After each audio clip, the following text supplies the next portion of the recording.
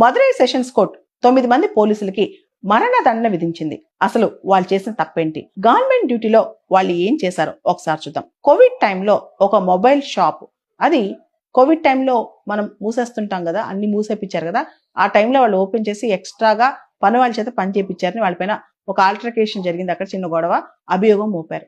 ఆ తర్వాత తండ్రి కొడుకుని పోలీస్ స్టేషన్ తీసుకొచ్చారు, చిత్తక బాదారు, వాళ్ళపైన అసాల్ట్ చేశారు, రక్తపు మడుగులో వాళ్ళు పడున్నారు, వాళ్ళ డ్రెస్ కూడా రక్తంతో రచ్చిపోయింది.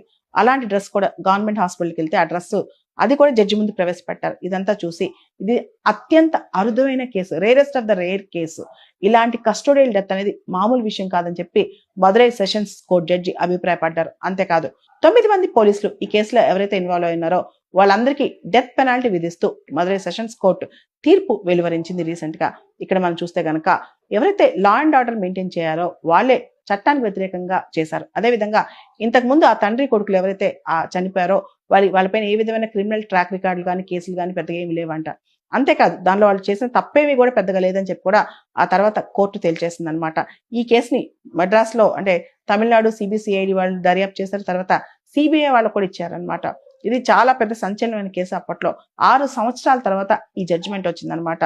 మనం చూస్తుంటాం కస్టోడియల్ డెత్, ఎవరైతే గవర్నమెంట్ ఆఫీసర్, పోలీస్ కావచ్చు, జైల్స్ కావచ్చు, ఎక్కడైనా కస్టడీలో ఉండి చనిపోతారో దానిలో కస్టోడియల్ డెత్ అంటారనమాట. దీనిలో వాళ్ళ ప్రమేయం ఏముంది, అనుమానాస్పదంగా చనిపోయారా, చనిపోతే అసలు ఎవరు వాళ్ళని టార్చర్ చేశారు, ఇవన్నీ కూడా చూస్తుంటాం.